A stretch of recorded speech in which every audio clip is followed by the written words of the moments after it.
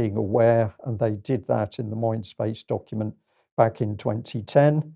And if we follow through, let's not forget the government conspired with the French experts to unleash brainwashing in UK, France.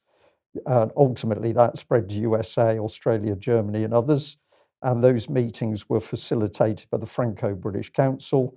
And now we've got SAGE and the Behavioural Insights team unleashing coordinated psychological attack on the mind of the public.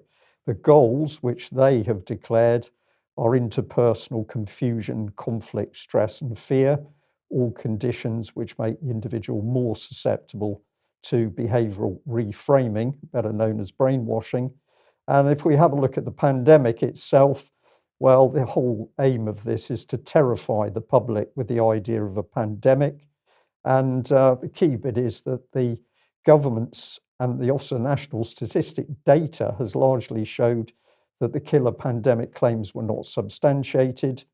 The proactive countermeasures which the government has introduced have further increased stress and anxiety in the public by lockdown, social distancing, mask, closure of amenities, workplaces and schools. The key government policy objectives now are setting a new normal, and we're being seeded with the idea that the future will be dominated by more dangerous viral pandemics.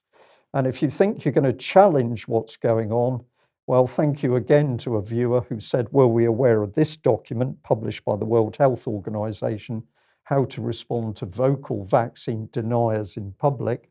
Interestingly enough, this came out in 2017, and this is guidance for spokesperson of any health authority on how to respond to vocal vaccine deniers. And if you have a look at the contents here, you can get an idea of the scale of this document.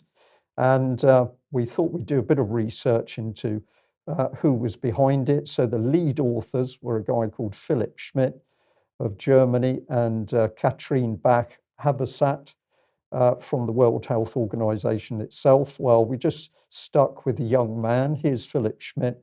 And I'm just going to put across this, is this really the young man controlling our behavior?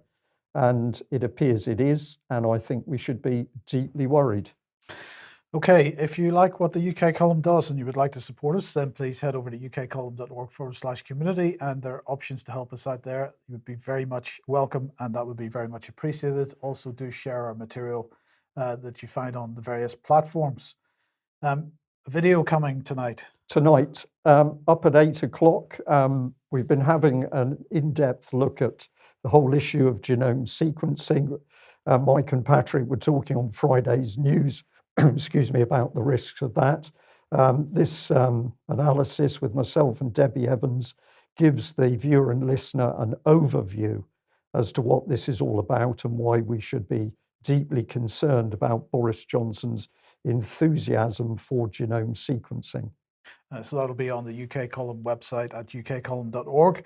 And we'll just advertise the next big one, which is the next big event in London. Freedom from Vax Passport Enslavement is how it's being subtitled. Saturday, the 26th of June, starting at 1 p.m.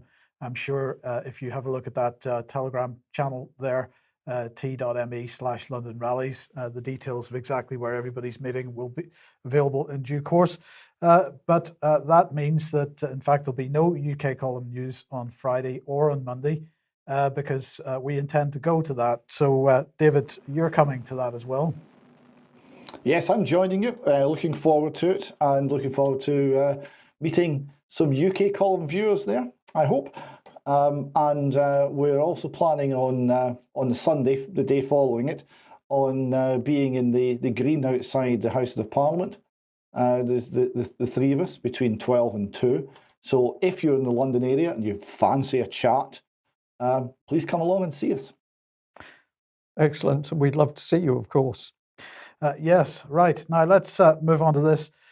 This was the inflation figures for the UK that came out last week, of course. We kept them back until today because I was wanting to speak to David about this in particular. So what do we have? We've got inflation back up over 2%, and nobody's concerned about it. It's fine. It's not a problem. Don't worry about it. It's 2.1%, I think it was, which means that the governor of the Bank of England has to write another letter to the Chancellor of the Exchequer to explain why he hasn't met his 2% target. So he gets to write again. But I just wanted to remind everybody about what was said the previous month by Andrew Bailey from the Bank of England about the fact that inflation was starting to go up pretty steeply. And he said at the time, our forecast at the moment is we do expect inflation to pick up in the next month or so, really. It's been under 1% for my entire time as governor. Every opportunity I've had to write a letter to the Chancellor to explain why I've had to take. We don't see that sort of, in a sense, momentum continuing forward at that pace at all. Well, they expected that the inflation level would be 1.8% for May, so it was 2.1% instead, and so that was higher than they were expecting, so it sort of took them by surprise. But he went on to say a month ago, at the moment we don't see that evidence, but we will watch it. Of course, we must do very carefully. Now, the point we made last month about this, of course, is the reason that inflation has been so low at the moment isn't because of the amount of money in circulation or the amount of money being pumped into circulation, but because the velocity of money went off a cliff and as a result of the pandemic and so on. So anyway, we're not the only people that have been talking about this. And so I want to highlight this article here from Gold Money website. It's just titled simply "Too Much Liquidity." So let's have a look at what these guys are saying. They say the fact of the matter is that the world is now awash with excess money, the two greatest inflationists being the Federal Reserve and the Bank of England. And first of all, David, they publish a nice convenient table here showing how central bank balance sheets have expanded since 2007 to the present day. And what we have is the Federal Reserve expanding by 793%. I'll just say that again, 793%. The Bank of England only 1% behind at 792%. The Bank of Japan, 541%. The European Central Bank, 408%. But China is doing a little bit better at only 125%. So before we move on, let's just get your thoughts on this expansion of central bank balance sheets. This is just unprecedented. So you've got the biggest ever expansion in the balance sheet of the world reserve currencies, right? Because the world reserve currency is primarily the dollar, second to that's the euro, and then in comes the yen. The Japanese figure there, remember that's on the back of enormous money printing for 20 years before that, so that's another 580% on top of that. The world is indeed awash with cheap money, with paper money or digital money that's not worth the paper it's not printed on. Okay, so let's move on with what they say here. It's interesting that the Bank of England's chief economist has chosen this summer to leave the bank, deciding at the same time to no longer toe the official line about rising prices. Now they're talking about Andy Haldane, who is off. He's not sticking around to see what comes next. So just briefly, David, what are your thoughts on that decision? Well, it's very interesting timing. I viewed his pronouncements and comments for some time, and he does seem to have had a very reasonable handle on reality. And now he's leaving, and I think that's very telling. I think it's a real data point when you start losing chief economists. The next thing we'll need to use is the finance minister index. We'll see how many finance ministers and chancellors of the Exchequer we go through in the next 5 years. I would predict it would be quite a large number. Okay, so what was their next point? Evidenced by the launch of a €1 trillion COVID stimulus package this week, the destruction being wrought by the European Central Bank is economic as well as monetary. And then they go on to say this, as the purchasing power of the currency declines, public demand for it will increase, not because it's wanted per se, but because its purchasing power is declining faster than it's being pushed into circulation. And they reinforce this with this graph here, David. Yes, so this is the purchasing price, purchasing value of the dollar trade weighted index. And remember, this is the primary reserve currency for the world. And you see it's dropped from 103 down to about 91. So that's a very substantial reduction. But of course, that 11% reduction or so is relatively modest compared to the actual increase in money supply and compared to some of the inflation we're seeing elsewhere. So we suspect that's only the start of it. Yes, but just briefly, I mean, that reduction in purchasing power is already having a major effect on the price of some pretty basic commodities, including, food and building materials. It is, and with it, huge disruption. And the disruption is everywhere. In the construction area, we've seen steel prices considerably more than double in about 6 months. And we're in a position where suppliers can't really say what the price will be more than a couple of months out. They just don't know. And there's all sorts of other indications that the economic system is showing horrendous signs of distress everywhere.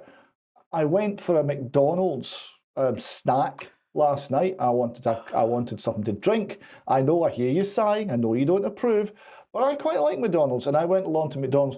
No buns for most of the products. They couldn't do a wrap because of supply problems. McDonald's can't get supplies to make burgers. This is unprecedented. There's disruption all the way through the economy. We have both a labour shortage and high unemployment. This is not a good sign. These are all signs of things breaking down, of things becoming disjointed, and they tend to be precursors of very high inflation. You're getting a stating in the chat box for this, by the way, but we'll move on. And the next statement is, welcome to the everything bubble. The everything bubble, whipped up by American and British neo-Keynesian policymakers who are now increasingly cornered by their own monetary fallacies. And I'm just going to end this with this reminder of this quote from the governor of the Bank of England again about a month ago. I would not wish to suggest that we've hit the limits of QE, that's quantitative easing. We keep that under careful review, but there are no natural limits. David, that is an absolutely staggering statement. There are no natural limits to QE. Somebody in the chat box said, how much are wheelbarrows? And this is a very important question because it is absolutely clear they don't intend to turn the taps off here. No, because can they? Right, we're now the biggest. One of the things that inflation does is it makes it cheap to be a borrower, particularly if you're on fixed price interest rates from previous borrowing. Who's the biggest borrower? The state, the government. Right? Can they really do it? Can they start paying, 4, 5, 6, 10% for interest rates on the borrowing? No, we're already paying more interest, even with these artificially low interest rates, than we're spending on the NHS. So it's going to be impossible for them to get out of the trap they've created. They're going to have to keep going. They've only got one trick left. Okay, and so they keep going. Ultimately, that's going to result in the collapse of the world's major currencies. This is why they're developing this central bank digital currency infrastructure at the moment, I believe. Yes, and this will be international, right? Because the explanation will be, well, even the mighty dollar has fallen, even an individual economy as robust and powerful and large as the continental United States is just too small. So we're going to have world currency and world everything else, and world bankers to direct it. And under the wise guidance of the Bank of International Settlements, we will have, what will we have? Enough to eat? Time will tell. Yeah, I think probably not. Wise guidance. Okay, let's move on then to the media and censorship. And here is the wonderful Oliver Dowden, who's the digital secretary, of course. He, some time ago, was saying this: defending the country from misinformation and digital interference is a top priority for this government. And so, of course, this government is pushing through the online safety bill in the not too distant future. But I just wanted to go back a little bit because Oliver Dowden has written an article for the press as well. He's joining Boris in that. But I want to go back to a little bit of history to talk about how this government is shoring up the mainstream press in this country. So we go back to 2018, and Matt Hancock was the